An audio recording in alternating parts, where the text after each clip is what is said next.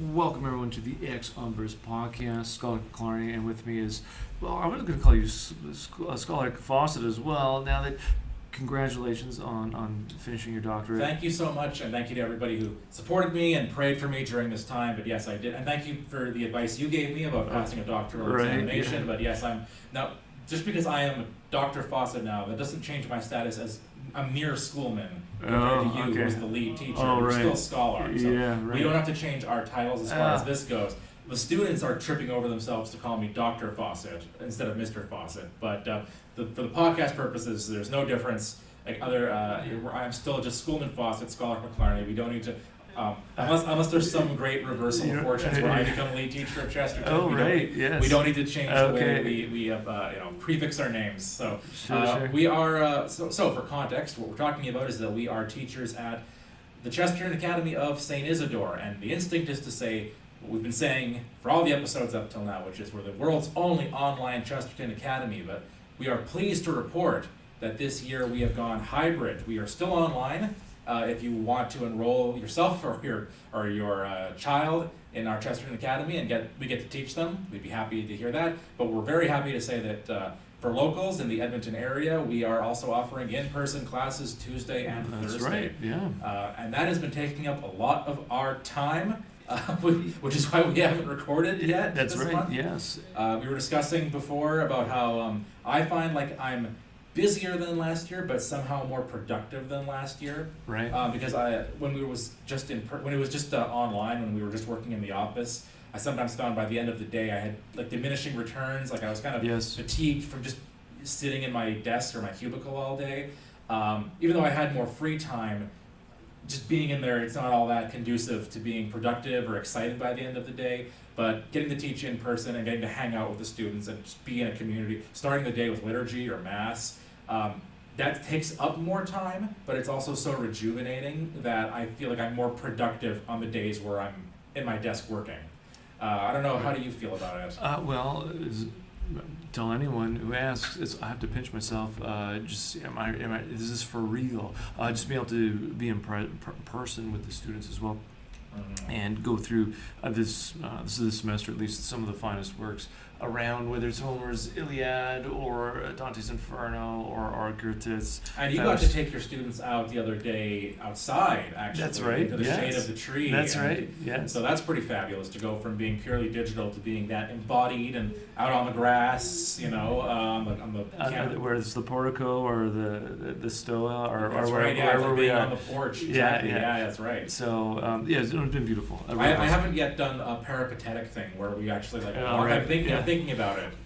When we did the Terry Fox run, we got That's some conversation. I almost thought to myself, we should just continue class as we walk and do this, but that will be not the worst idea for next year, truth be told. Or even next week. Or next week, sure. So no, we haven't met in quite some while, but I'm sure our listeners will recall in the past we have discussed the ontological argument, and from my understanding, we're going to dive deeper into this. You graciously allowed me to. Well, as I mentioned previously, I'm a Latin teacher here, and I'm trying to brush up my Latin skills. So I thought, I think I'll try to translate Anselm's Proslogion.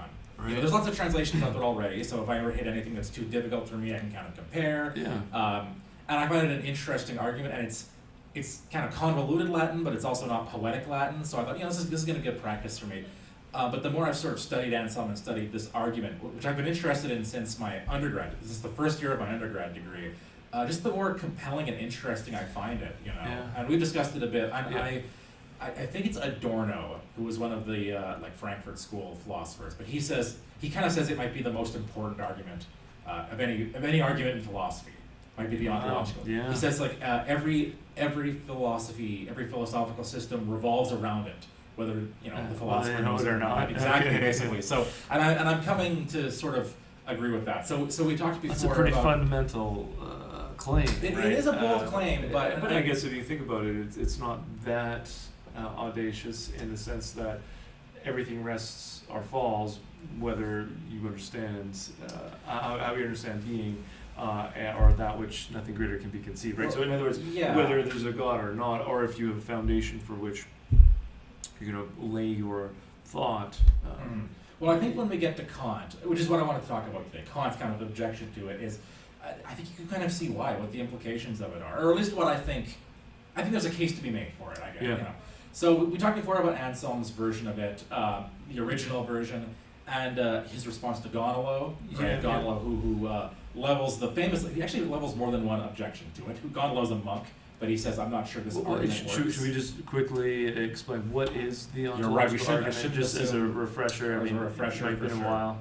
Yeah, well, and that's always fun because people ask me to explain it. I was just explaining it to a student named Paulina the other day. Right, yeah. Who was asking me about it, or she'd read about it in the module. So to summarize it, there's different versions of it. There's several different versions of it. But Anselm's core argument essentially boils down to this.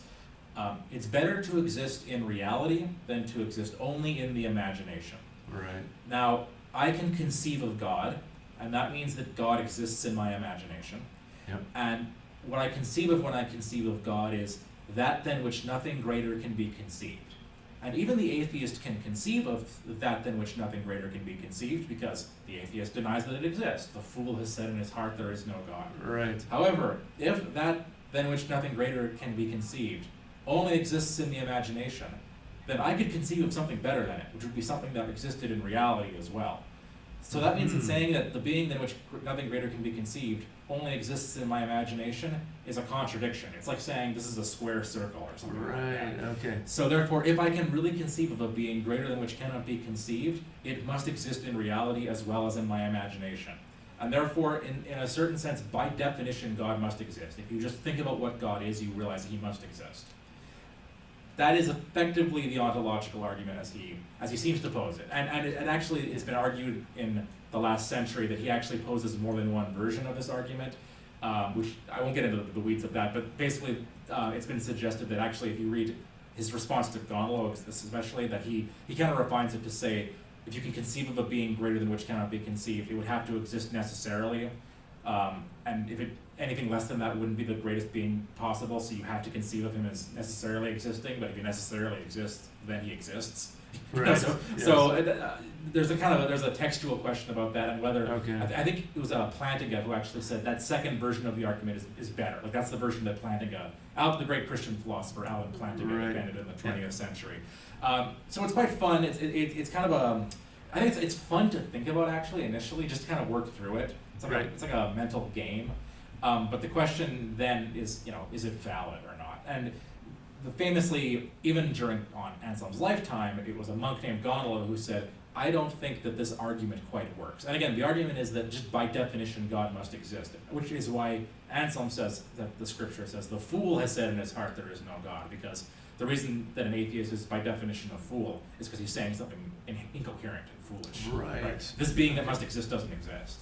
Yes. The famous one, which we talked about before, was... so would you almost conceive that as an act of the will then, as opposed to the intellect, like the fool saying in his heart?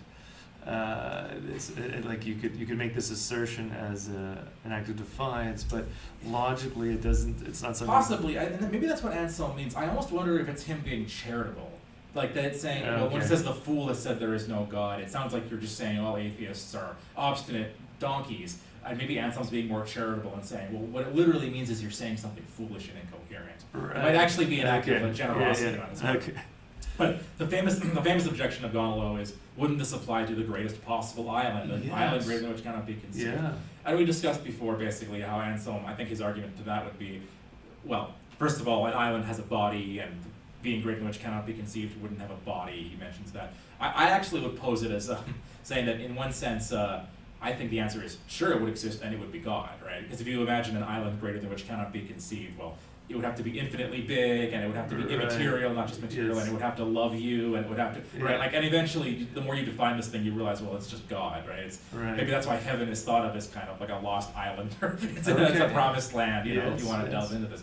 There's actually another argument Goneril makes in passing that doesn't get as much play, or at least doesn't get mentioned as much, but it actually sort of resurfaces in other thinkers, which is the empiricist objection. So the empiricist. So how does that go? Well, basically, and actually, I have a couple quotes here because Bishop Berkeley says this and Hobbes says this. Berkeley wrote, "It is absurd." Bishop Berkeley.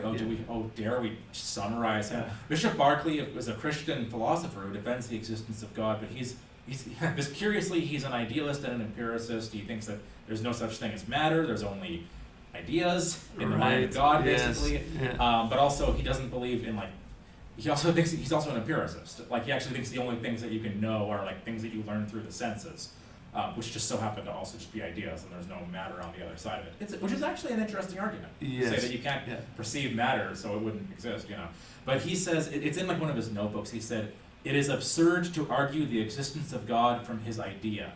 We have no idea of God. 'Tis impossible." And Hobbes says the same thing somewhere. There is no idea of God in us.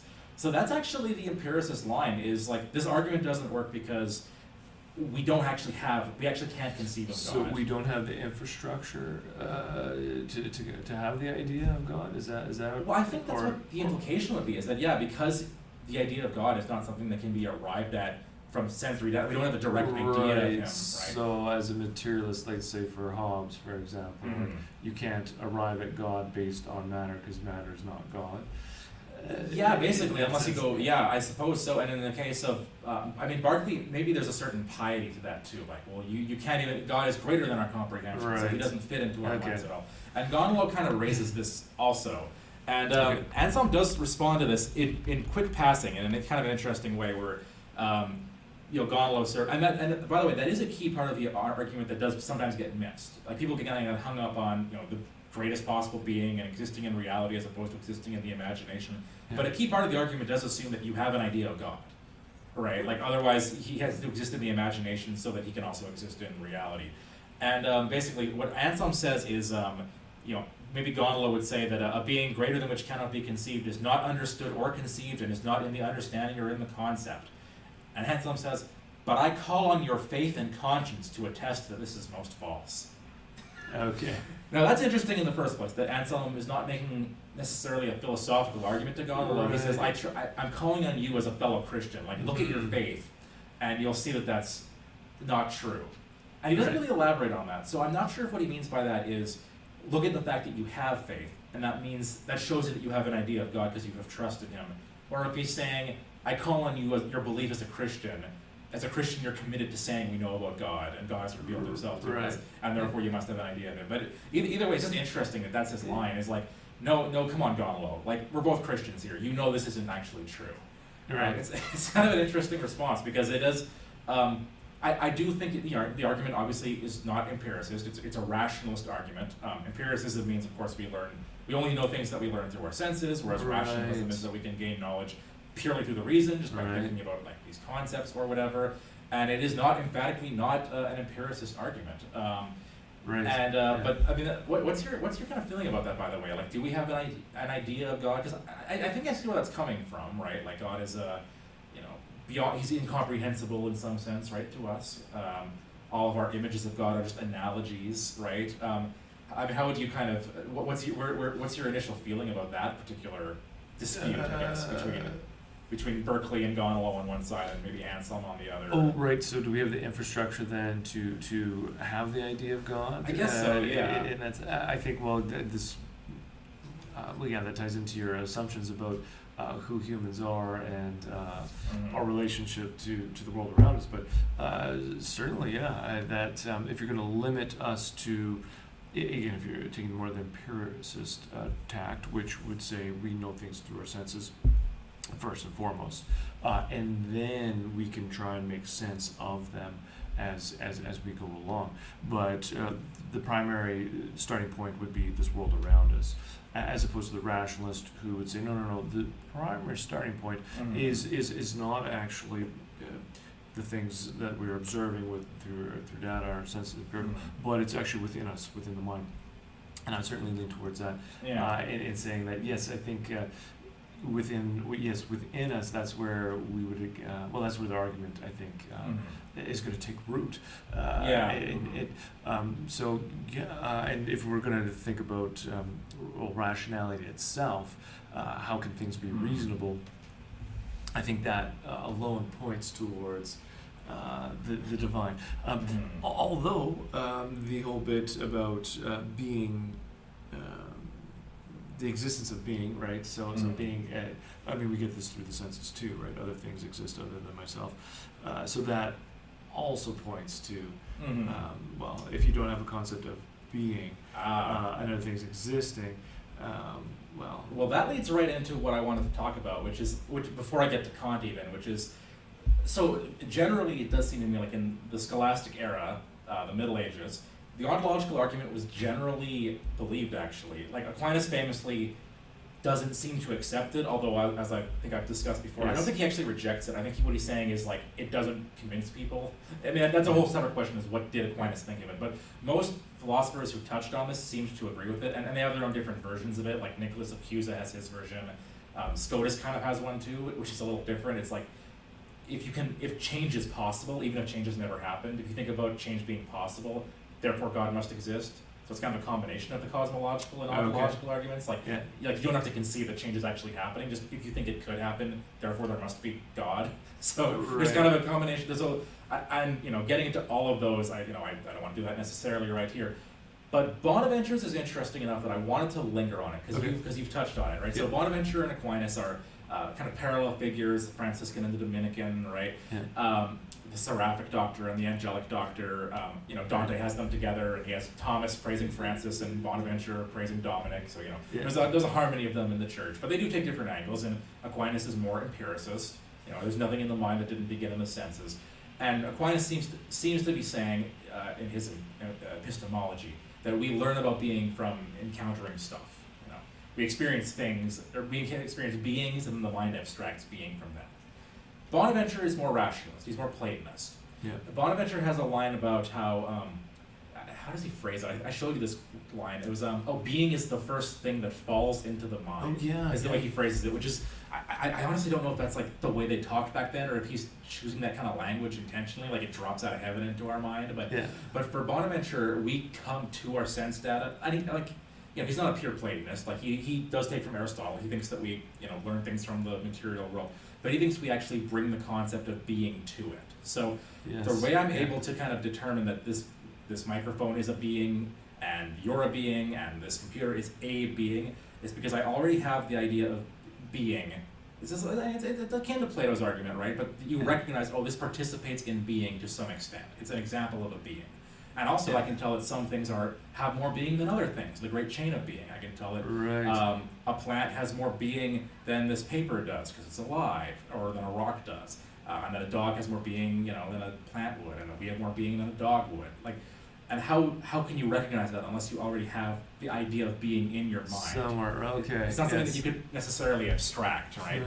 That's fascinating. It's an interesting line of argument, and then he presses that to basically say, I'm summarizing. He also has this argument distributed among other various things he wrote, but basically, therefore, if you have the idea of being in your mind, that has to be the idea of pure being. Because that's the only way you can kind of recognize things as being imperfect beings or not participating fully in being is if it's the idea of being itself. Right. And being itself, this gets into terminology and all that. It would have to be pure act. Like there couldn't be any unrealized potential in it. It would have to be like full being, pure act, total being. And that also means it has to exist. Because if it didn't exist, it wouldn't have full being. And when you press that, really what you realize is that's God. Like God is pure act. Like God is being itself. As opposed to the kind of common being that we are, but pure being, the I am that I am, right? And Aquinas, of course, defines God this way too, as pure act and as being itself, right? So really, if you summarize Bonaventure, as silly as it sounds, his argument is, being is, therefore God exists. Okay, that's pretty simple. It is pretty simple, but he's kind of probably summarizing what Anselm is saying, and in another place too, he says, goodness exists, therefore perfect goodness must exist, and the best possible thing would exist, therefore God exists. He plays with the other transcendentals, like being, truth, and goodness. Like there are things, most things participate in truth, but you're not fully true. There must be truth itself, and the truest thing would exist because otherwise it wouldn't be true. Therefore there must be God. So it's interesting, but the one that strikes me the most as interesting is being itself. Like we have this concept of being that we didn't get from the world, that we're born with. It's implanted in us, actually, and that we perceive in every entity we encounter.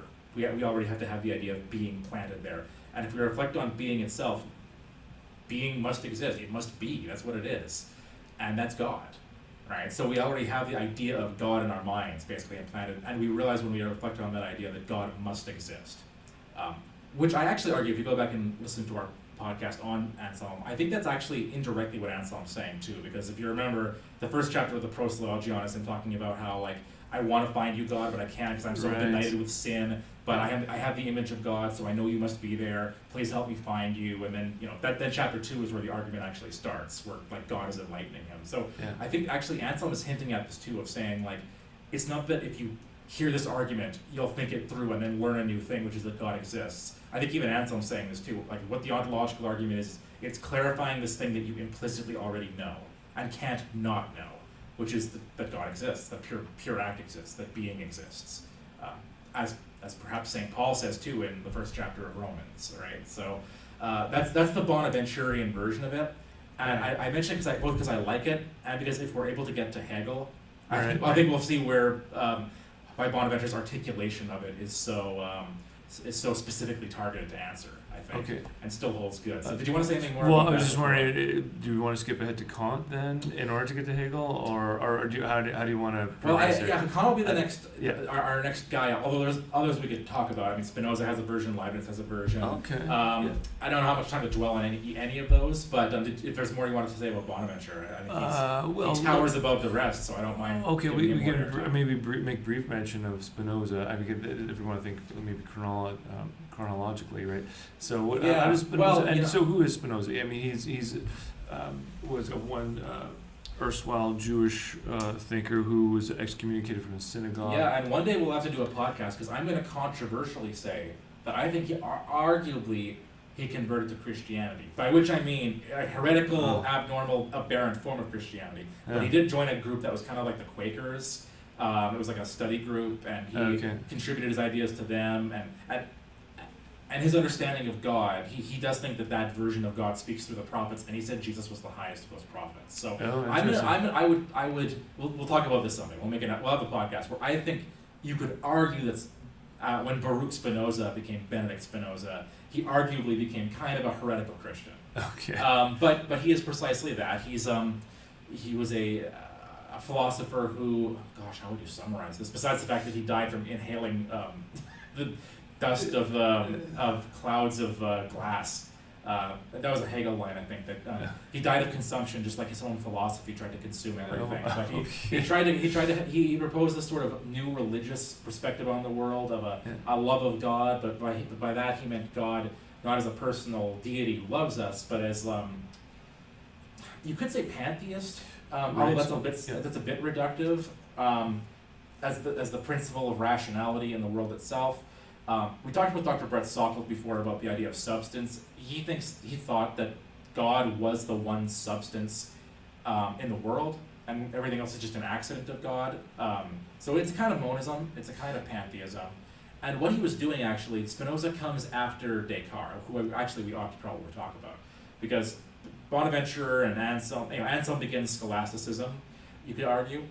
Descartes begins modern philosophy. And of course, Descartes deals with this problem of how can I know that anything is real and I'm not being deceived by an evil demon or asleep or in the Matrix. Right. And because I can't be sure that any of my sense data is telling me the truth because it's lied to me before. And math seems true, but I've made math mistakes before.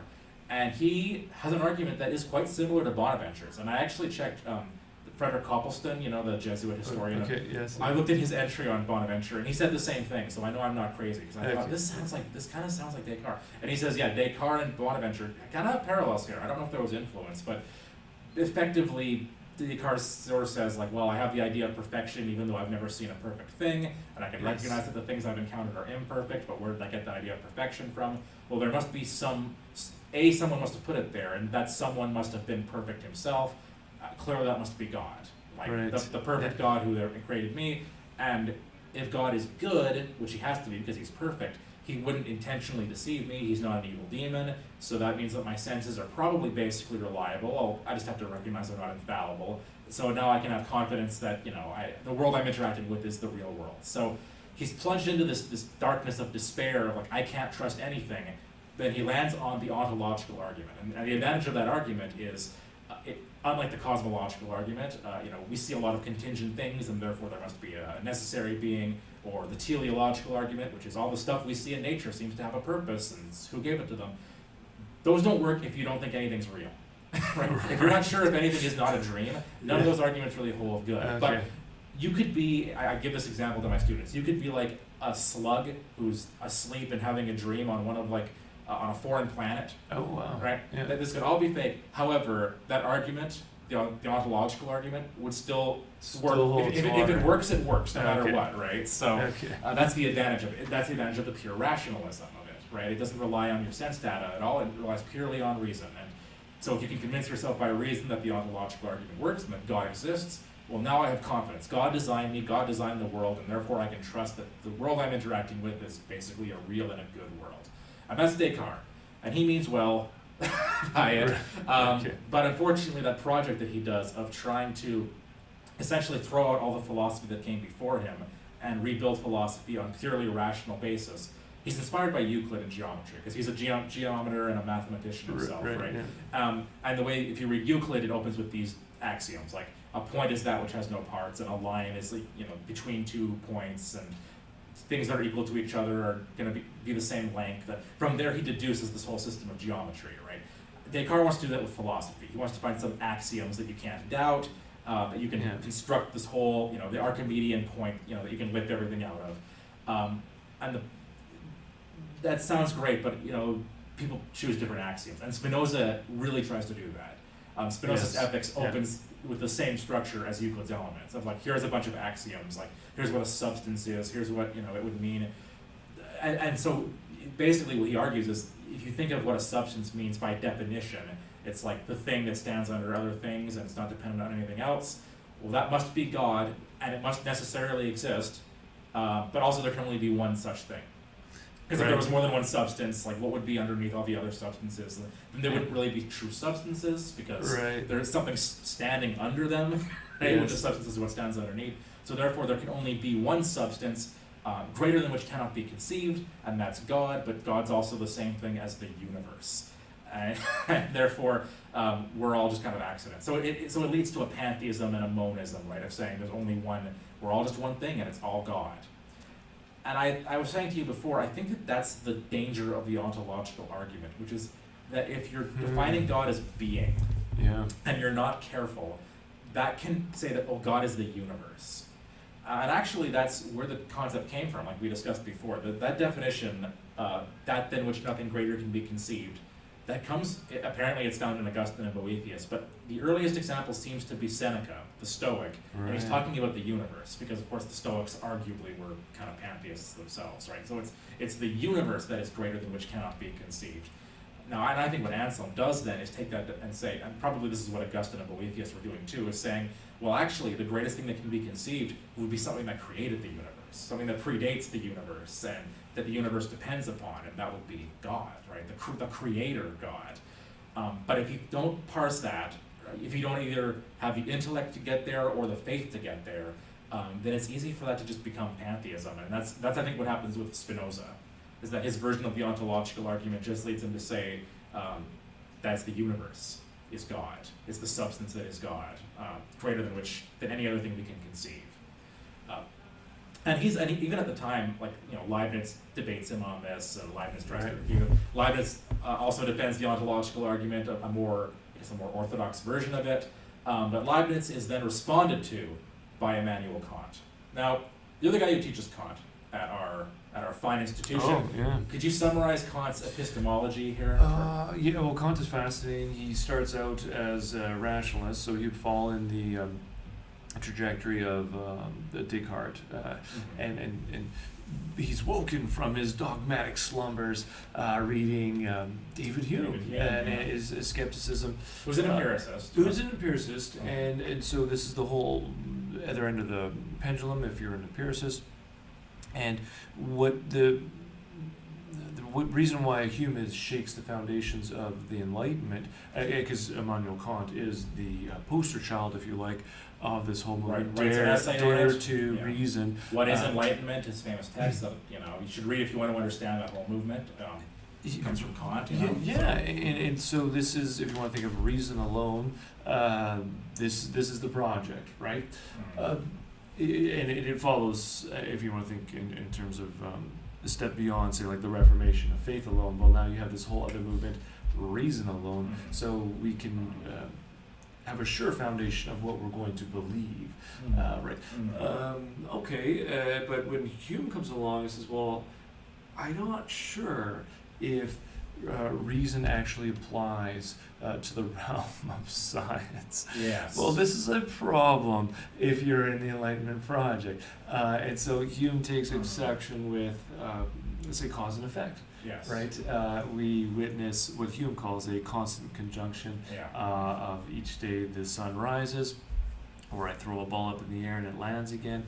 And so I attribute a cause to this effect of cause and effect to what's going on, right? I've caused this ball, and so on. And what Hume points out is there's a circularity in your reasoning. Where did you come up with this principle of cause and effect? Well, I've observed it before. Well, if you've observed it before, then and then you should base your definition on what you've observed. That you've observed things before. Well, it's circular. And so Kant realizes now, well, if cause and effect is not within the realm of pure reason, we have a major problem. So you have analytical propositions, which you could make. For example, Hume would also call these relations of ideas. But basically, if I say Socrates is a man, all men are mortal, I can deduce then that Socrates is mortal, right? And so those are relations of ideas. I haven't gone out into the world. I've used deductive logic to use this, right? Or to reach this conclusion. If it's a sound, valid argument, well, then it's going to be true. Okay. Now, though, if our relations of ideas then are just within our minds, right? These are ideas. How can we be sure about things that we've observed empirically or in science and so on? Cause and effect. So this is another realm of inductive logic, where we observe things and make conclusions about them. It can be probable, but we don't have certainty. And so Kant realizes this major gulf between the rationalist school, empiricist school, and now if reason is being not available to anything other than deductive logic, well, this is so this is Kant's project, is to try and bridge this empiricism, rationalism, because of the synthetic a priori reasoning, which essentially says, no, there are certain things that we can use rationally, using pure reason, which do have impact on the world around us. Mathematics, as well as cause and effect, he says, will be these. So with Kant, he's to the rescue of this Enlightenment movement, and so he builds his synthesis on this, on this type of system, so that we can now have at least some certainty, I guess, some assurance as to what we can know, a reasonable foundation for what we believe. And he still retains his good old Cartesian skepticism as well, when it comes to, can you actually know the thing in and of itself? So no, that's the noumena, that's within, we can't have access to it directly, but we do have access to phenomena. So using our senses, we can take into us, we can process things about around us, at least the phenomena of them.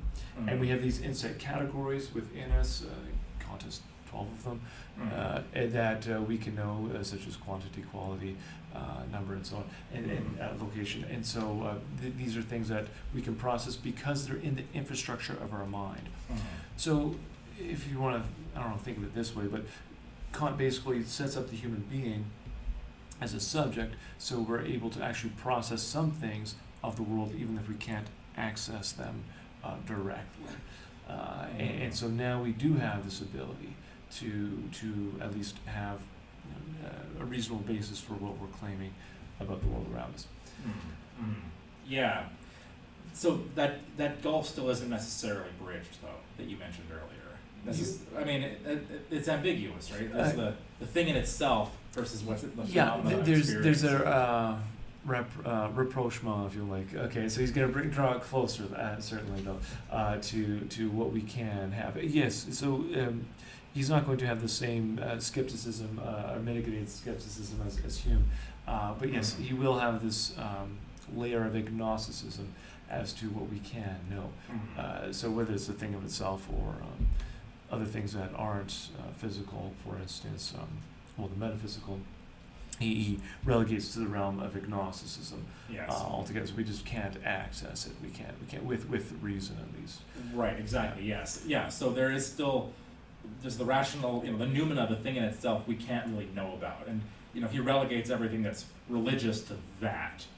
Yes. The soul and God. And we just can't know anything about it, which means you can't say they don't exist, so I guess religion is safe, but you also can't say we know anything about it. So asserting anything about religion is impossible either. All we can be, I wouldn't want to say sure of exactly, but because our minds are constituted in a certain way, we process what we get from the external world, and that emerges as the phenomena, and that phenomenal realm we can work within, but in terms of what is the real world like, we don't know. You're basically. Right. Yeah. It's transcendental idealism is what it's called, right? Right. Yes. So we have these rose-tinted glasses which allow us to perceive what's around us, but it's through these.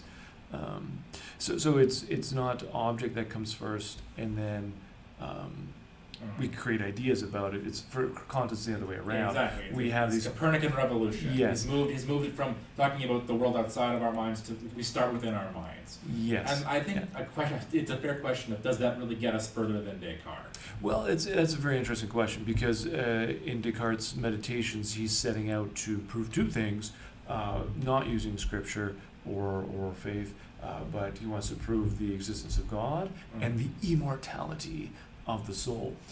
Now, if you look at Kant's project, he attempts to do precisely that as well. Sure does, yeah. in a roundabout way, but it's through his ethics and his categorical imperative, which I don't know, we won't necessarily go into all that, but his idea that of the good, that is the good.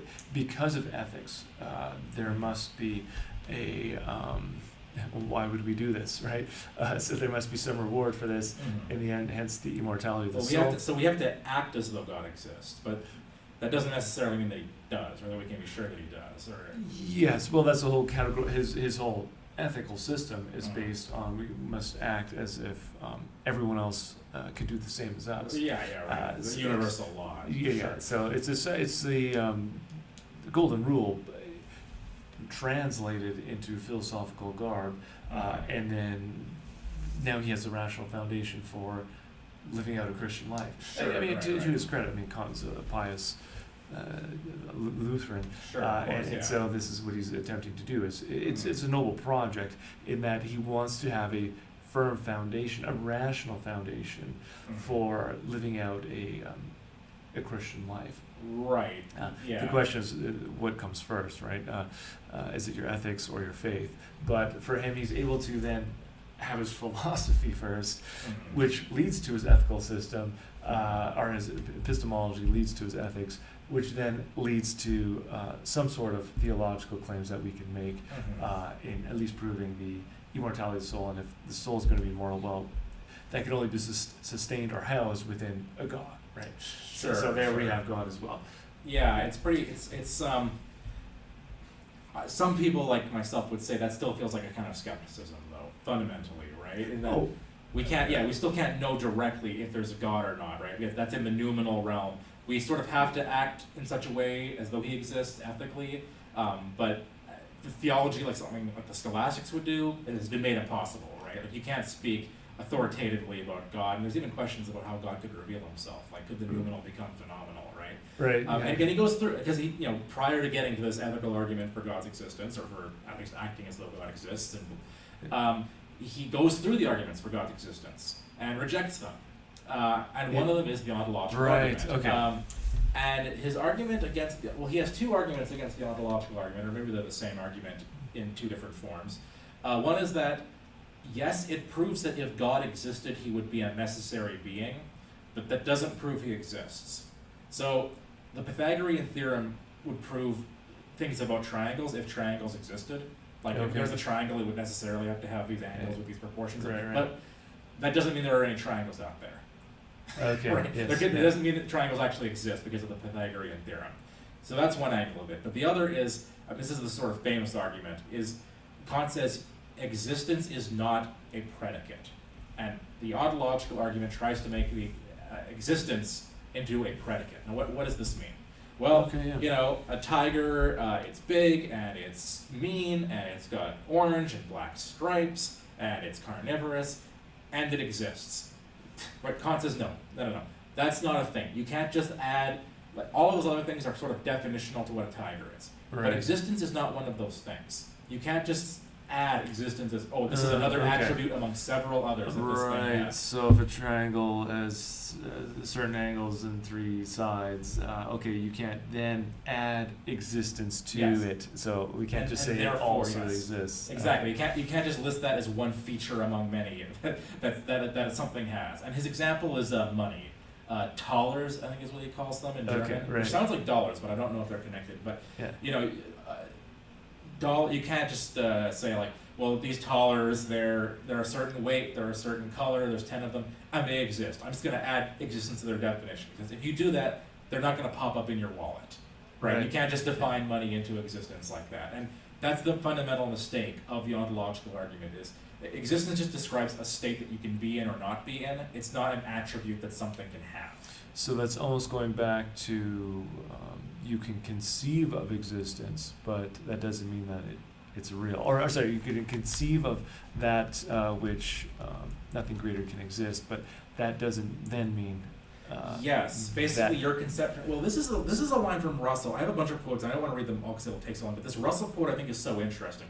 Bertrand Russell, in his history of philosophy, talks about the ontological argument, and he says, it's got a distinguished history and it deserves respect. And he says, the real question is there anything we can think of which, by the mere fact that we can think of it, is shown to exist outside our thought? Every philosopher would like to say yes, because a philosopher's job is to find out things about the world by thinking rather than observing. If yes is the right answer, there is a bridge from pure thought to things. If not, then there's not. Okay, yeah, so we're back to Kant's problem then of bridging our minds with reality outside of us. Right, and I think that is where there's a disjunct between Descartes and Kant, where Descartes and Kant. Descartes and Kant, yes, actually. That's an easy one to misspeak, but sure. Descartes, for all his problems we can identify, thinks that reality and the way our minds work have some correspondence. Yes. Even though he's this great skeptic, he still thinks, if you can think about something rationally and you can rationally prove it, it must be true. Yeah. And Kant kind of guts that a little bit, as much as he's trying to build this rational foundation. Because Descartes really is using skepticism as a tool to prove his system, as opposed to having this allegiance to it. Right, yeah, which, exactly. Which he's finding it's a methodological doubt, exactly. Yes, which leads, Whereas Kant, somewhere. So for example, Kant, and Russell talks about this, when Kant deals with cosmological argument, which Leibniz may be the definitive version of, he thinks that the cosmological argument is just a disguised version of the ontological argument. And that seems odd when you look at it, because they go at it from such different angles. But again, if the cosmological argument is something like, there are contingent things, and if it's contingent, it doesn't have to exist, and therefore there must be some necessary thing.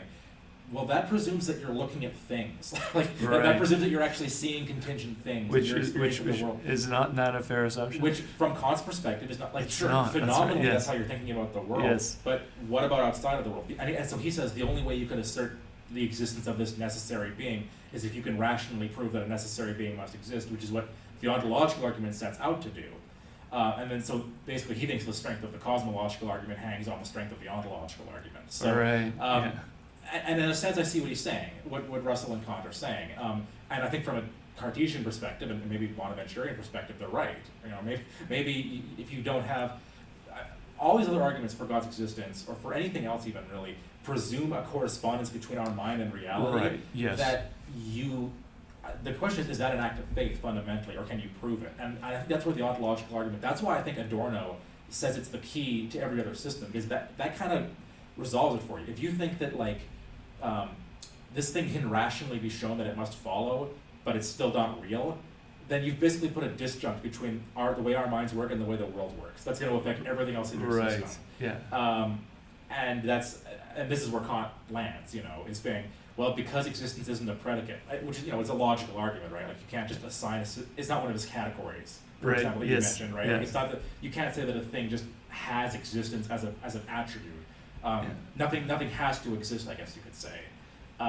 Then therefore the ontological argument doesn't work. And that argument kind of carried the day for philosophers for the next few hundred years. Again, in the 20th century, there was a revival of the ontological argument with Plantinga and the mathematician Gödel, who we talked about in our very first podcast, I think, who I want to go back to someday. But the funny thing is, Hegel, of all people, rejects this argument. Actually, in a way, so does Marx, but I'll talk, not today. Some other day we'll talk about that, maybe how Marx actually thinks that argument doesn't work. But Hegel specifically rejects it as saying, and it's funny how he phrases it, he actually says, Kant is being a naive barbarian. Wow, those are fighting words. Those are fighting words among two German, Prussian, I guess Königsbergian and, where was Hegel from? I can't remember. But, two German, Germany's the height of civilization, and here he is calling him barbarian. Because Hegel says, look, for individual contingent beings, sure, existence is not a predicate. Like, tigers don't have to necessarily exist. You can't just stick existence onto the definition of money and now money exists. Yeah. But he says, what that does apply to is being itself. Okay. Like, being itself does actually have being baked into it. It actually does necessarily, because that is a predicate of being, is that it exists. Right. And therefore Kant has made a huge mistake, by an oddly barbaric mistake for not recognizing. So would another way of framing this be saying, if things exist, therefore being exists, right? So Kant would have to concede at least that things exist. I don't know how he could not, unless he wants to go with full Cartesian, mode, which I'm not sure what's stopping him in some ways. Yes. Maybe the synthetic a priori, I guess, would be the way out there. It's funny, just in passing, Schopenhauer has a line where he's talking about Kant's transcendental idealism, and he says, when Kant talks about the transcendental ideal, he sounds like Anselm of Canterbury. Okay. It's almost like he's substituted the being than which nothing greater can be conceived. Oh, he's almost like substituting like this precondition for everything else that has to exist. He's substituting his own system for it. Well, that's essentially what it is. Which Schopenhauer recognizes and says, well, you're just as scholastic as anybody else, and you're wrong. And that's where Schopenhauer goes down his road of, well, the world is will and representation, right? That's right. It's all just will, right? So even Kant maybe isn't fully consistent, right? Even he maybe has to have something in that place of God that's the precondition to all of thought. But so Hegel says, no, being clearly must exist, and actually the absolute being itself is presupposed in the way we think about anything. Like, you have to presuppose an absolute overarching system in which it all makes sense and which gives it its being. Okay. It's latent in every thought we have about anything. So that's his version of idealism building on Kant. But actually, and of course the other famous, one of Hegel's famous ideas is the rational is the real. So that's a very emphatic statement. There's a correspondence between rationality and reality. Yeah. Now again, Hegel, though, I think lapses into that Spinozan thing or that Stoic thing. If this thing proves being, and being is just the stuff that bees, it becomes kind of pantheism. Right. And that's kind of where Hegel lands us again. It's like a new form of dynamic pantheism. Monist. Monist pantheism. Although we're kind of monad. Well, it's a monism that is spiritual, right? So it's the zeitgeist or the Geist, right? Which is the ground of all things, as opposed to Spinoza being more substance as a physical, material thing. Yeah. So Spinoza's collapsing it. I mean, they both lead to a type of pantheism. Whereas Spinoza's is more, I guess, on the material side, it tends in that direction, as opposed to Hegel on the spiritual side of it. And of course Hegel, for Hegel, because you can't also define being, that also means it's not different from nothing, which means you can say that being changes and grows and develops, and that's what's happening in history, and it's resolving itself. That going back to barbarian conclusions or barbarian conclusions, that being one, Hegel's take. Well, this is where I think you can pull Bonaventure back and say, Hegel, you're almost there. You're right. Being necessarily exists, but if being is, it must be pure act. It can't be in the process of becoming. Being and becoming are actually different things. Becoming is the status of starting to be, so it's pure being. There's no becoming left for it. logically speaking. So Hegel, correctly sees this problem with Kant, but because of his own misunderstanding of that concept of being itself, doesn't recognize what it actually proves, which is something like what Anselm believed in, right? Someone like who Anselm believed in. Yeah, well, because for Hegel, being and non-being are akin, right? So because they're both indefinite, right? Exactly. They're both indeterminate. Indeterminate. So, but that being said, it is just interesting. Like Russell and others have said that in some way Hegel's whole system is a kind of ontological argument. That's its own line of inquiry, but it is interesting how like Russell himself, Bertrand Russell, was convinced by the ontological argument briefly. He said it, again, not because it convinced him of God, but it convinced him of the absolute. And so he had, the story, of course, that he was buying tobacco and he was so startled he threw the tin in the air and said, "Great God in boots! The ontological argument is sound," and it led him to adopt Hegelianism for a bit. But so that in turn, I'll conclude on this note. There's further avenues down which this goes, because in the 20th century, there's some Christians who sort of respond to idealism in ways that I think also harken back to the ontological argument. You've got the presuppositionalists, about whom I hope we speak one day, but they similarly say, well, you actually have to presuppose not just God, but like the Christian God, like the triune God, creator God, in any thought you have. And Cornelius Van Til, actually, who was kind of the father of this all, he did his doctoral thesis on idealism. So there's that's a very reformed tradition, but there's elements, I think, of Bonaventure's thought there.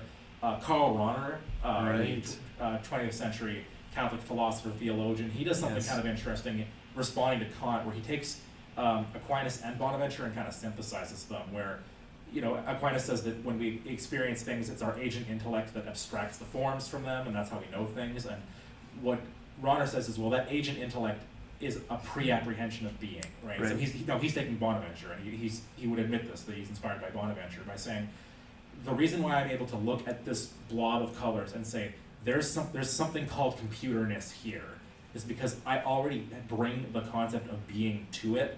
And so my mind is already sort of looking for something beyond just an experience. It's looking for something more transcendental. Yes. And actually the perception of, and of course for Rahner, this is the what does he call it? The supernatural existential. It's a God, essentially. There's a transcendental, unthematic longing for God in every human experience, right? Yes. Every finite experience has the infinite that it's grasping towards or reaching out for. Yes.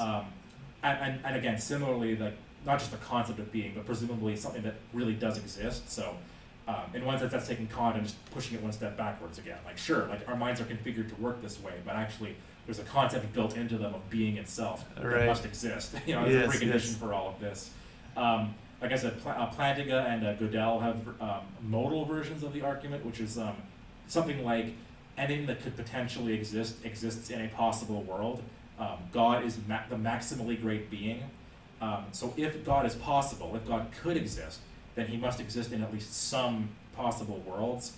But if he only exists in some and not others, he's not maximally great. Right. So either God is, this is actually what Leibniz said. Leibniz said the only problem with Descartes' argument is that he didn't prove that the idea of God isn't self-contradictory. Because if it's self-contradictory, then obviously God can't exist. And then Leibniz made the argument that it's not self-contradictory, and so the argument does work. But he said Descartes should have made that step. But Plantinga says this too, that basically either God can't exist by definition, or if he might exist, he must exist. He'd have to, the maximally great being must be in all possible. So even if God is unlikely to exist, he must exist. Okay. Basically, actually. So it's it's very interesting how fruitful this argument has been. But this, Anselm wanted the one argument that would be like the silver bullet, And whatever you think of it, it's a very fruitful idea that he had that one day, that popped into his mind, that he decided to write this fairly brief monograph about, and what it's led to and what its implications are, and how, again, I do think, like, looking at someone like Kant or Descartes or Hegel or any of these, or these modern thinkers, the implications of the ontological argument kind of are like, either you accept that our minds can connect to reality, and maybe that is finally an act of faith. I'm not sure. That is one final thing I wonder is that maybe still an act of faith to say, you know what, this argument works and therefore God exists. I mean, is it still an act of faith to say that, I guess? That maybe the argument works, but it doesn't prove anything because our minds are just so disconnected from the way the world is that we'll never know. And so maybe that's where Anselm throws us back to is, like he says to Donlow, I appeal to your faith. to see Right. that this is clearly true. Yeah. I don't know. So those are some thoughts I was having last year and over the summer as I worked over this Yes. argument. But Good. I don't know. What do you have to end us with? Well, I think we've covered quite some terrain there, from Anselm's argument all the way to if God might exist, then he must exist in all possible worlds. Right. And so, we're laying. It also helps lay the ground for the starting points of how we understand what we understand, how we interact with the world. So the presuppositions which we build any type of thought on. So, and mentioning, of course, yes, this is a plank or a foundation which a system is built, or it's not, right? Yeah. Well, yeah, and actually R.G. Collingwood, the philosopher of history, he was interested in this argument too, because he thought Anselm was actually defining all science. Because Collingwood said, how do they phrase it? Reason is faith cultivating itself.